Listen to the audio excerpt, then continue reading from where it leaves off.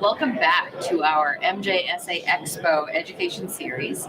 I'm delighted to be joined by Teresa Fryé. She's the founder and president of TechForm, which is really the premier platinum casting company in the country. And she knows more about platinum casting than anyone I've met. I can comfortably say that. And I've met quite a few because, we've been in this industry a while. She has produced tremendous amounts of research on platinum, presented papers at the Santa Fe Symposium. She has hosted for many years now the Portland Jewelry Symposium, bringing back good technical knowledge to the jewelry industry in that way. And I just really appreciate you taking the time to do this today. So welcome. Thank you. It's a pleasure to be here, and it's a pleasure to be able to share a topic I'm very passionate about, platinum, as many of you know. It's the last 28 years I have pursued knowledge in the platinum space, and our latest research, one of many, has been on the wear resistance of platinum. And this all came about when we had a conversation down at Santa Fe Symposium about the mechanical properties of platinum and why is platinum so incredibly different than gold when it comes to wear resistance. So we had a big huddle of metallurgists, and it was a stimulating conversation, to say the least. And springing forth from that conversation were steps that we needed to take to actually understand why is it that platinum outlasts gold jewelry. We know this anecdotally from bench jewelers. Right, everybody says it for years. Platinum, yeah. Set your diamonds in platinum. Platinum lasts longer. But you wanted to know why. Yeah, it's not like, okay, we believe this to be true, but on an atomic level, what is going on? So we want to take this apart atom by atom. And so you have to start really with building up the information on mechanical properties. And so you have to test the metal, you need to understand strength, you need to understand ductility, you need to understand hardness. And so you create this baseline of information that is going to give you the data to be able to use as a springboard for deeper understanding. So we spent about 2 years building up this data. The baseline? That's what I was going to ask is how did you get to the baseline of the data? It's a continuing project. We keep adding alloys to this database, but it is quite a lot of work to do all this testing. But right now we have built up the largest database of mechanical properties for platinum in the world. And you say we, all at TechForm? Yes. Or is okay. Yeah, so the research has taken several twists and turns. So it started out with a conversation, and then TechForm joined up with Wear Test Associates in Texas. Okay. We worked with them for 2 years. We have worked extensively with FEM, which is a research institute for precious metals in Germany.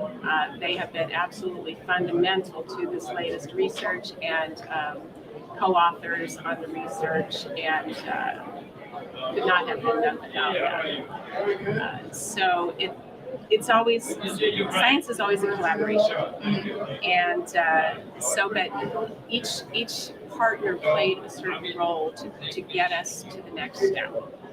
And so here was the database of mechanical properties built by TechForm, by MJSA, and in part by the Wear Test Associates.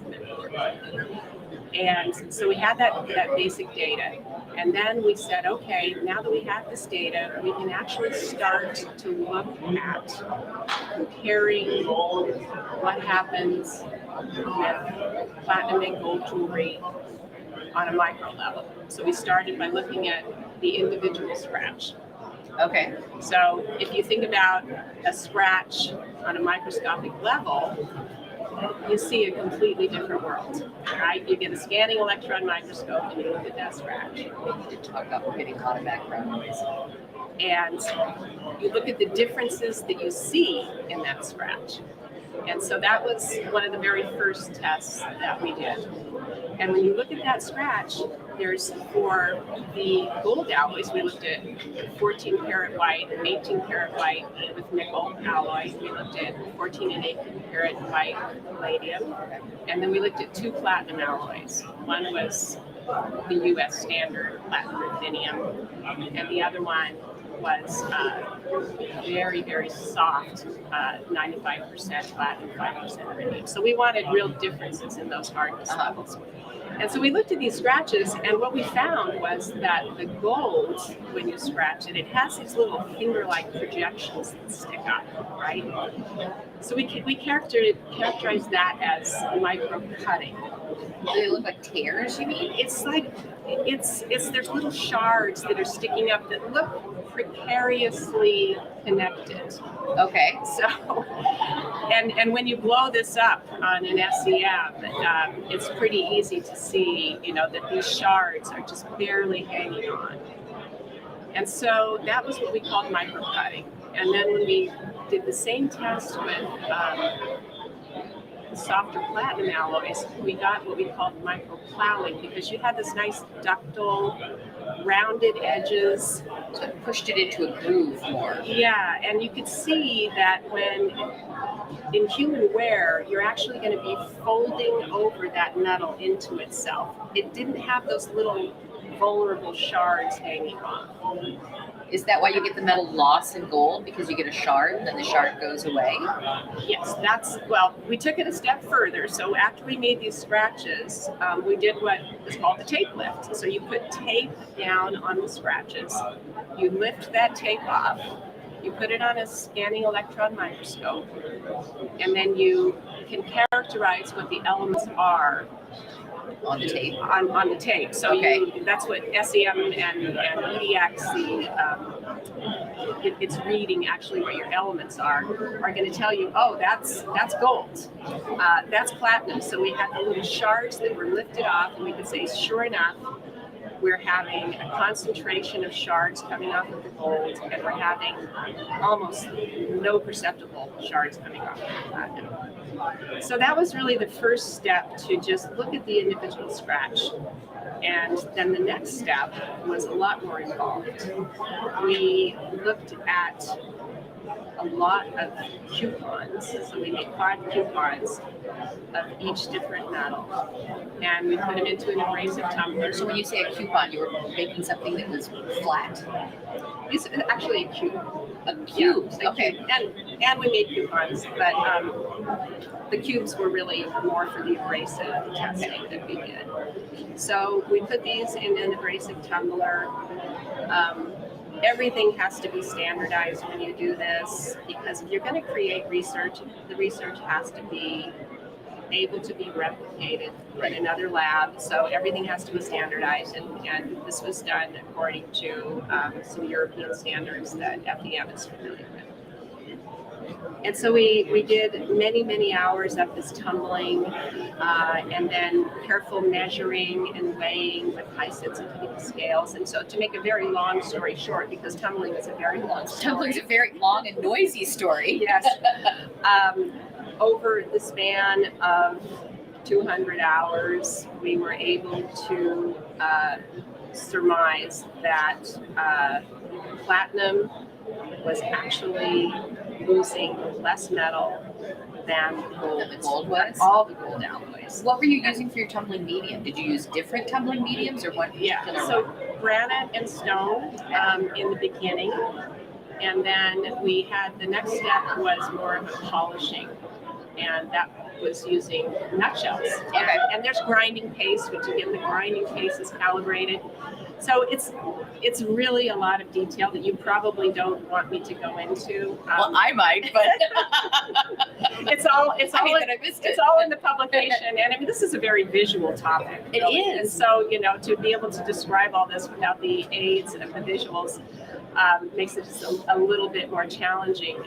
But it is a lengthy, precise set of tests that you have to go through to be able to say that this was a controlled set of research. And, right down to the fixturing of all these little cubes on nylon, so that they were all just equally spaced, and it's rather painstaking to do. But I mean, the idea, what you're trying to do when you're doing wear testing is you're trying to replicate something that happens in real life over longer periods of time. It's very, very difficult to do. I mean, any type of research that you are looking at to replicate human activity, it's almost impossible, right? So you do the best you can to replicate that.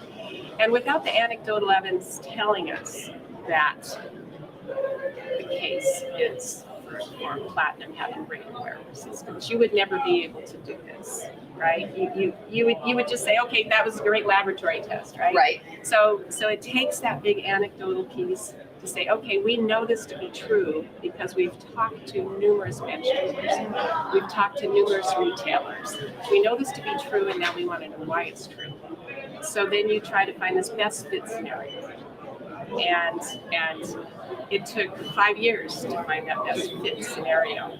We tried so many different things, and we just had to try again. And FEM was able to come up with that, just right scenario with the different media that they selected, the different setup that they selected. And we called it the Holy Grail. We've got to get to the Holy Grail because we know this to be true. But you were driving this whole time. You were the one who kept saying, let's go back, let's try it again, let's try it again. Yeah, it started out, as a conversation with a group of metallurgists. And then I'm a collaborator. So I'm like, okay, guys, right? Let's get to work and prove this. So and so it takes a village, it really does. And there's many more people that were involved in this, many more conversations that were had to try and really, really deeply understand it. But at the end of the day, the rubber hits the road in the lab, and so that's what made this all more compelling. And why is this important, right? Well, and let's go back to your cubes. So they lost platinum lost less metal in the cubes as well, right? Yes. Gold lost more. Was there another? So we've done a scratch test and we've done your coupon or cube tests. So you were consistently proving that gold, in fact, does have more metal loss in these replicated environments than platinum. Yes, and in the first phase of the research, we found that platinum loses 2 times less. 2 times? That's a lot. Yes, it's a lot. Than the palladium, the 750 or 18 karat white gold, palladium white gold. And that when we moved into the, three times less. Oh, with the palladium white golds, and then 2 times less with the nickel gold. Yeah. Now, is this true of both the platinum ruthenium, which is your harder alloy, and the platinum iridium, which is your softer? Yes, there was some differentiation in there, but not much, right? Okay. So it's really the differentiator was between platinum and gold. Okay. And the really interesting part about that is that, generally what you find is that there is a correlation with hardness and wear resistance. So if you go into steels and what have you, there's nothing's ever absolute, right? So you can say, generally speaking, the harder the metal, the more wear resistant it's going to be. Okay. So this was not the case. Interesting. It's another really interesting fact about platinum that is kind of bucking, the metallurgical trends. So that was a really interesting point that it's behaving different than other metals. And then, of course, when you're a researcher, you're going, well, why right. is that, right? And so we have some theories about that. We believe it has something to do with the ductility of the metal, and most jewelers that work with platinum will tell you, it's kind of grabby, And so I like to say it just wants to hang on to itself.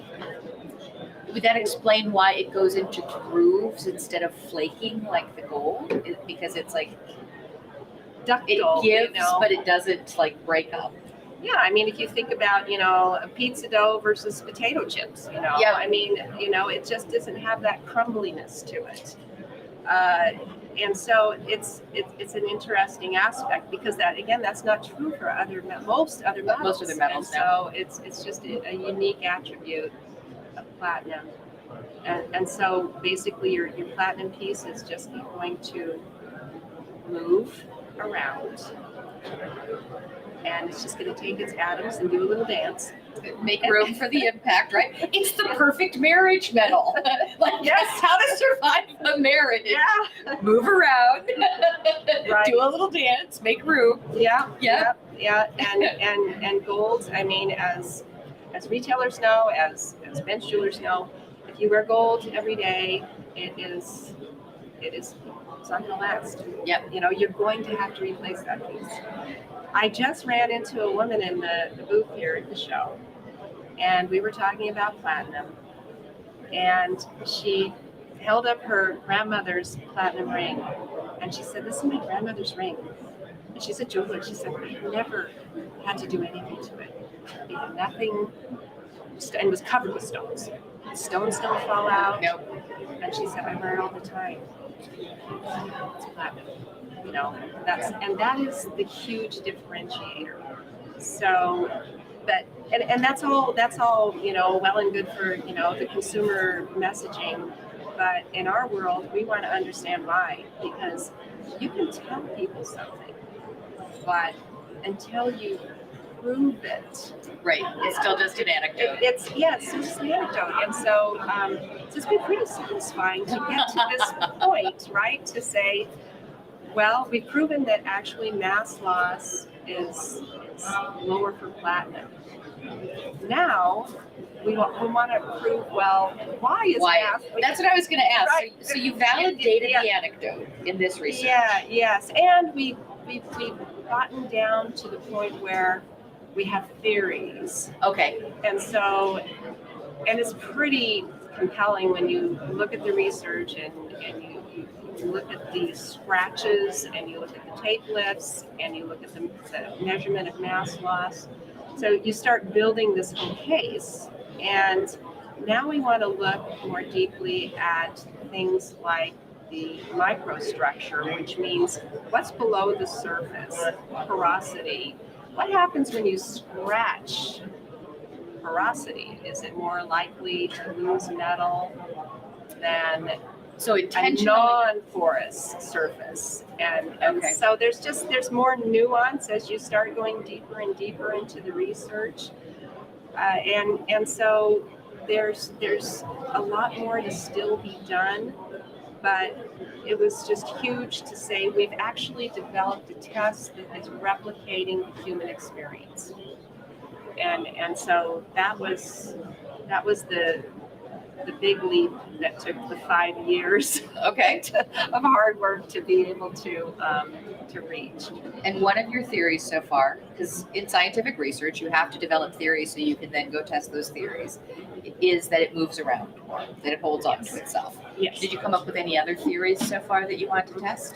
There is another one that I'd really like to learn more about. Now, gold alloys have a lot of base metal. Mm-hmm. Platinum alloys do not. I mean, there's platinum cobalt that is widely used, but most platinum alloys are pure platinum group metals. So what that means is that they don't oxidize, they don't tarnish. So they're chemically inert. And so one of the other parts of the research that we did do, we only did a very short test on this, was we did exposure to artificial human sweat.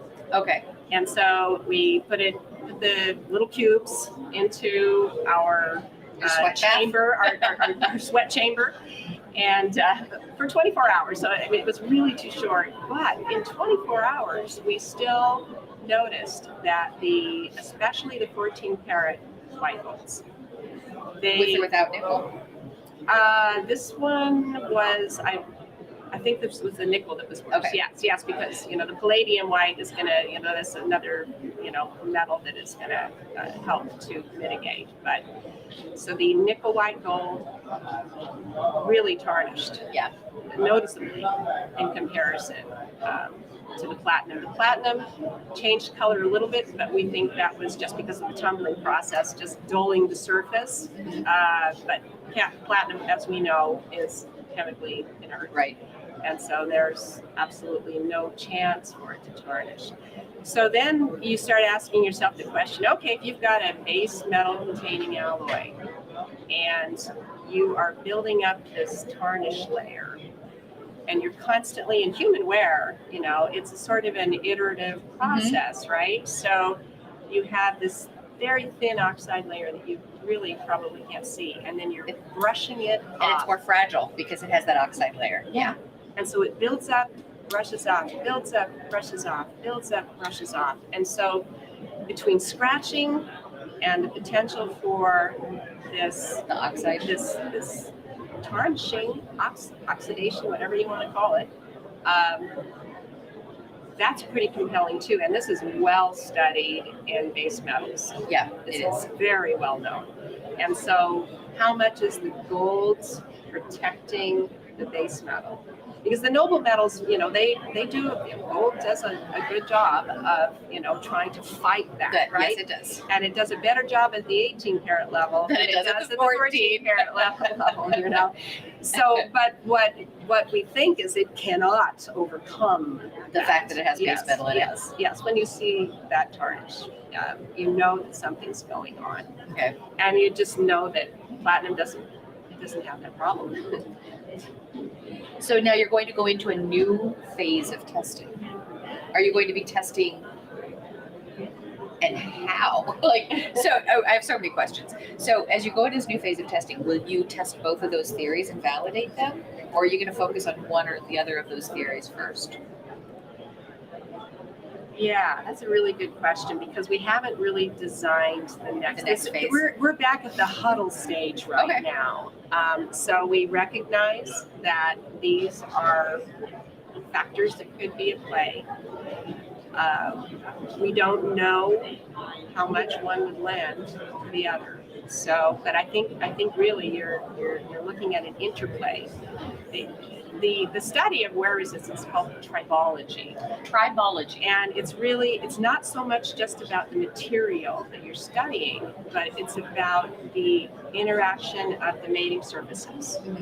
And the material plays a role in that. Sure. But it's complex because in human wear you've got abrasives and toothpaste. Exactly. I mean, the hand lotions, solutions, all these things, right? And then you've got the metals, and then you've got the human hands, which people that clap a lot, or it just depends on what you're doing with your hands. So that's why it's so hard to replicate. Yep.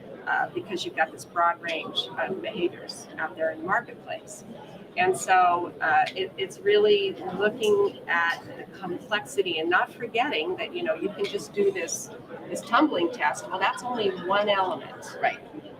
So what happens when you start adding more complex layers to that?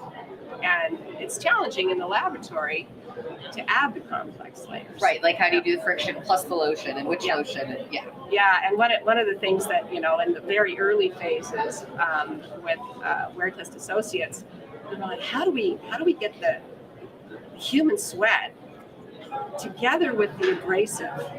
And so we put the platinum, the human sweat, sand. Every jeweler listening to this is going, that's the ew factor. That's the could you clean my ring moment that everybody just dreads. We put that in the tumbler and we let it run for 24 hours. We opened it up and it was like, oh my God, it was just this gray goo, it was lovely. And we're like, this is not working very well. It was just, you need to have more of a uniform exposure, right? So that's where when FEM shifted to, okay, let's space these cubes equally and try to have this uniform, type of bombardment. And in a tumbler, it's not going to be 100% uniform, but you try your best to make sure that, it's as close as possible. So tribology is one of the more complex Types of product testing to test. Yes, and when I first started going down this road, I talked to a lot of people, and I heard it over and over again. And this is PhD level, because you just have to collaborate and get a lot of different opinions about this before you start gelling on the direction you want to go in. And I was forewarned, this is really, really difficult. And then I talked to my sister, who does oncology research, and she said, just think about if you had to use human subjects. Yes. She said, you actually have amnesia, because we can't do that accelerated testing, we can't do 10 years and 24 hours. So then I was like, oh yeah, okay, maybe it isn't as bad as all that, So you start to respect the amount of work, the amount of time, the amount of money that it takes to really get to those results. And you have to just keep going. You can't just give up. Or assume that you know enough now and you can make a claim. Yes.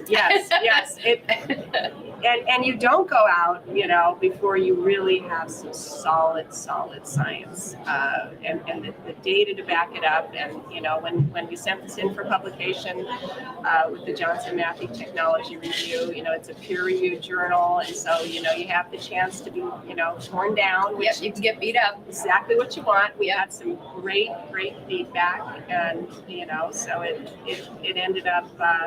we went back and we recharged after that a little bit,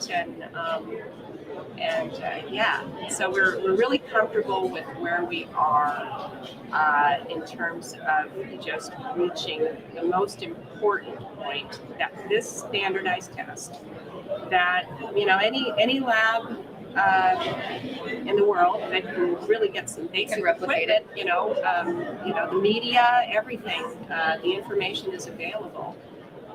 And so across the world, precious metals, it doesn't just have to be the jewelry industry, but precious metals manufacturers have a tool now that they can use to understand the wear resistance of their metals. And, the next thing really to look at too is, what happens within, for my company, within the platinum group metals and the platinum group metals alloys, what kind of differentiation can we see in wear within this group? From alloy to alloy. Yes, because, alloys are incredibly important. So very often people say, well, I use platinum are you for everything, right? What kind of ring do you have? Well, it's platinum. Well, what kind of platinum is it? I don't know. It's platinum. And it's, okay, no, it's not platinum. Or the ring, the stones would have fallen out. It's a platinum alloy. Probably 95% pure, but that 5% it packs a lot of punch. Or does it? Or it doesn't, and so in the right alloys, you can get into, my goodness, any range of acceptable hardness, right? Up from 200 Vickers down to about 130 is the lowest we would recommend. Compare that to other metals so that our audience can kind of understand that. So a lot of the gold alloys, because they're loaded with base metal, they're harder than platinum. Palladium, white golds tend to be a little softer, more on par with platinum, but most of them are going to be harder. For example, you've got anywhere from 260, 280 down to like maybe 160. I think is probably the range that we've got in our publication for these white gold alloys. So they're just, in general, you're going to find that they're going to be harder. But as I was mentioning earlier, that doesn't mean that they are more wear resistant. Because platinum has this inverse relationship with hardness and wear resistance. Yes. And it's important to note that distortion and strength, also are something to look at independent from just hardness. So when you say distortion, are we talking like a tree that bends doesn't break? So distortion, for example, you can look at platinum and say, well, it's extremely wear resistant. But that doesn't mean that if you have a cross section in your ring that's just too thin, that it's not going to distort. Because that's now we're talking about Mass? Strength. Yeah. Okay. Strength and hardness generally are going to correlate. So the harder it is, the stronger it is. I'm sure there's some exception out there, because there usually is. But you can say pretty safely that that's the case. So what you want to look at in your alloy is, what is my strength and my hardness for design purposes, and then what is my wear resistance for longevity purposes. And you have to just kind of understand that it's not a one size fits all. And I think we all thought it was, until we did this research or we listened to the anecdotal evidence. Because if you're talking in base metals, then you're going to be having a totally different conversation. So this is truly unique about platinum. And there is so much that is unique about platinum, where you have to wait a minute. That's bucking the trend. Right? And so, it makes me wonder, we know with platinum, when it's moved, it wants to move back. It wants to hold on to its shape. Does this relate to all of that? Or is that just another theory you guys have to test? Yeah, well, what you hear is that platinum stays where it's put. So for setting purposes, you set the stone, got the prong. Usually it's a nice little bead sitting on top of the stone. And it's going to stay hugging that stone, right? The platinum will stay to hug that stone. The white gold in particular, you hear about this spring back, right? So it pops back. Platinum just stays put. Okay. But the other thing it does, if you look at it over time, it starts spreading out because it moves. But as it spreads out, it just starts really hugging that stone. The stone gets safer over time. It's safe to begin with because it's going to stay in place. But then it just keeps just hugging tighter. And that's part of what you want to test next and understand why? Or are you really trying to figure out why it doesn't more about this? Why does it hang on to its atoms? I know it's staying put, but more on a micro level. Why is that it just, the scratch test is really compelling, but we need to take that further and really understand that individual scratch. Okay. And I think what we'll find is that it's just folding over onto itself because of its ductility. We think the ductility plays a really strong role. But we go into the harder platinum alloys that are not as ductile, and we've measured all this with the database I mentioned in the beginning, and they also behave the same way. They hang on to their atoms. So you've got gold being harder and not hanging on to its atoms, and you've got platinum being harder and still hanging on to its atoms. So if you take a platinum RU, for instance, and you've got a harder platinum alloy there, it's still not going to be as hard as a gold alloy, right? No, we've got platinum alloys that are harder. There's so many gold alloys out there. That's true. It's hard to put them into, a single bucket, but in general, you're going to find the gold alloys are going to be harder and stronger, but less wear resistant. So even as you increase the hardness of a platinum alloy, you are still hanging on to the metal better. It still exceeds the performance of the gold. It loses less mass, even at those higher hardness levels. Okay. Which was another aha moment for us, because, there was a moment we're going, wow, is this really going to be, pointing towards strength and hardness? And then it's like, no, it's just platinum alloys that have this, it's in their inherent nature to not let go, So, like, how fast can you get the next research done? Because I want to know why now too. Yeah. Well, that's a good question.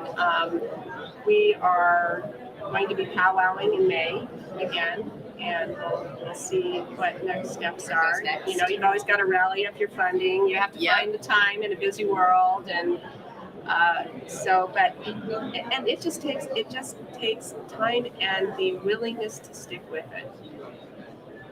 That we need to know. And another important point is that, you know, I mean, there's not a lot of research out there about platinum. Now, to my knowledge, I don't think anyone's done this kind of wear testing with other precious metals either. Like, we do it all the time in plating. Plating gets a ton of wear resistance testing for the fashion industry. But I don't know that it's been done in gold or silver, has it? Yeah, we found a few articles, and they're referenced in the beginning of our paper for wear resistance, but I mean, it's just a tiny handful. And I think part of those were even just, you know, what you're saying, plating. Mostly plating. So yeah, it's been under researched, and platinum has been very much under researched. And so it's one of the fun things about doing platinum research is, like, you know, okay, landmark research. That's right. Because all this blue sky research. Now, will understanding this, like, I know for years Platinum Hill worked with, you know, educating jewelers on how to work with platinum. And it was the tactical, practical application. Do this, not that. Use this alloy, it will be better than that alloy. Will understanding this take us to another level of understanding about why we need to work with platinum a little differently to get the results? I think that it's going to lend to it. You know, when you're looking at, you know, performance in human wear, that's different than looking at alloy behaviors in, like, the molten state. But, you know, things do layer upon each other, and sometimes, you know, you'll have an aha moment that you didn't know that you would find. And so you're just building stories about material behaviors. And so I think that we do have an opportunity to have some layering like that. But there's still so much more to learn about alloys too. And one of the things that we are constantly trying to educate people on is the differences in casting that you will experience between the different alloys. So I would say, you know, platinum cobalt, you know, it flows like water, and its high fluidity basically says it's going to go into your fine filigree sections just beautifully. It's far easier to cast in platinum cobalt than it is in platinum ruthenium. And so if you're having trouble casting a design, try it. Bench jewelers will say, oh, it's magnetic. It's going to oxidize on the bench. I hate platinum cobalt. And I would say, well, if you really love that design and you really want it in platinum, then you need to just get over that for a minute. Now, is there a downside to it? Because the fluidity is great for difficult, you know, designs where you've got lots of little, you know, gating issues and tiny crevices to get through. Is there a downside to the platinum cobalt, or you'd say, nope, this is a platinum? Yeah, not in the casting process. No. There's absolutely no downside in the casting process. It's easier. Okay. You know, it's a lower temperature. It's really just on the bench, and I think it's really bench jewelers. They don't expect platinum to oxidize. They expect it to be this clean, pristine, white, and I understand that. You know, when it gets that little oxide layer that you just simply wipe right off. It's really, you know, it's a way to get a specific design. It's a way to cast more successfully, because that fluidity also translates into lower porosity levels in your casting. So it's a hard sell in this country, but you shouldn't throw the baby out with the bathwater. It's a good alloy. for a lot of things. So yeah, get your fill Yeah, and then wipe it off. Yeah. I mean, so yeah, it's a lot harder to deal with porosity. yeah, and it's strong alloy. It's a good alloy, and platinum ruthenium. I mean, it's whiter. It's that clean, pristine. What you expect. Yeah, what we've grown to expect platinum to look like, especially on bench, because you can't really tell much difference between platinum, ruthenium, and cobalt. In the case, you can. There's a slightly bluer, darker hue to it, but it's To the platinum. you need a trained eye. Yeah, you need a trained eye. In the casting, do you always go for platinum cobalt, or are there times when you want to go with a platinum ruthenium or another alloy? When? Well, as a caster, we go with what the customer wants, and I can tell you. Well, if they'll take your advice every time, what would you do? Well, we try to talk them into cobalt only if platinum ruthenium will not work. Even if we say, look, that design, no. But most jewelers want platinum ruthenium. Most designs can be cast successfully in platinum ruthenium. Are there times, like in your opinion, because I hear, you're working with customers and doing what they want. I'm hearing what you're saying about the platinum cobalt. If it weren't a discussion, if you could just be like, this is the right thing for this case, are there times when you would think platinum ruthenium casting was superior to cobalt, and when would that be? Only to color match next to another platinum ruthenium or platinum iridium casting.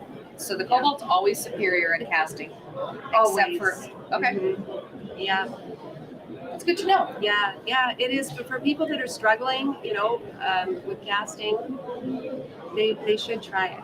They should try it. It's a good solution. So, but the whiteness of platinum ruthenium and the fact that there's so much out there, and people want that color match.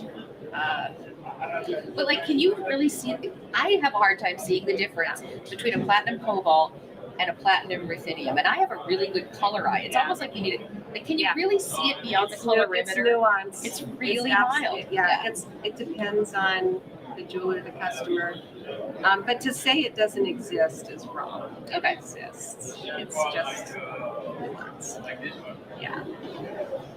So what else? But you think a lot about alloys and which alloys to use for which purposes. So now we've got this world where we've got everybody casting in platinum cobalt. Now what's the next thing you want them to know about platinum alloys? cobalt's still the minor alloy cast in this country. I think in Europe there's a lot more of it. There is. Especially I think in the UK. But there are other alloys, and there's a harder alloy that we're actually selling more and more of, and it's a platinum ruthenium gallium alloy. Gallium. Yes. What are the percentages? It's around 2% gallium, something like that. Well, that's interesting. Okay, gallium properties. Why the gallium? It's a great partner. Okay. Yeah. So you go from platinum ruthenium at around 130 Vickers up to platinum ruthenium gallium at 180 to 200. So it's a huge difference. You can still set. It's polishes a little bit easier is the feedback that we get, because it's just a little bit crisper. Okay. It's better when it comes to distortion, because it's got that higher strength. We know that its wear resistance is going to be great. So it's really actually a very good alloy, and I'd like to see more jewelers adopting this alloy, just because you can go with a thinner cross section and not have the distortion that you can. Because some jewelers are making very lightweight pieces that most alloys are going to have a hard time standing up to. So you have to always think about the strength of your material and the cross section of that design and how it's going to hold it up.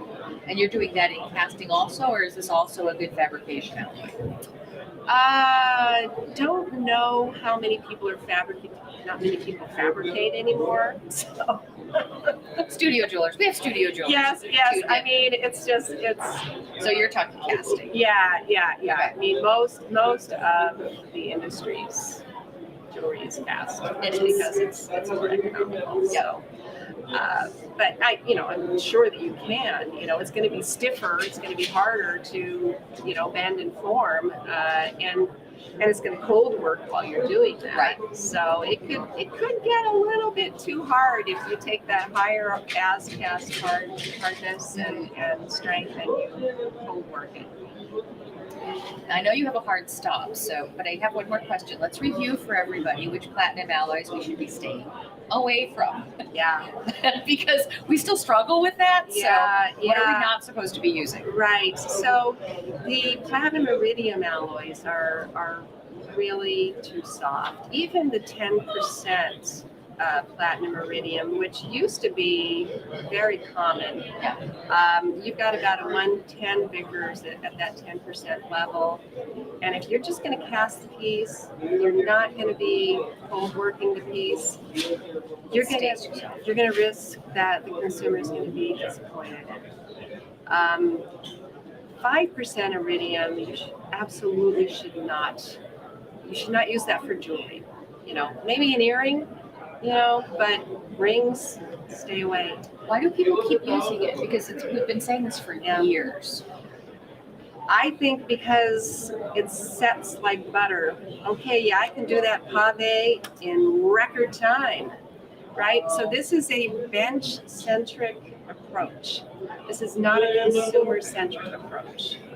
We need to be consumer-centric. This piece needs to last for generations, right? Platinum will last for generations. Like grandma's ring. If you make it in the right alloy. I guarantee you that ring I just saw was not 5% iridium that was cast. She wouldn't have it. Those stones would all be gone. Yeah. It would be, yeah. So it's a concern. We refuse to cast it. Yeah. And yes, does it cast beautifully? Absolutely, it'll cast beautifully. It'll set beautifully. It'll polish beautifully.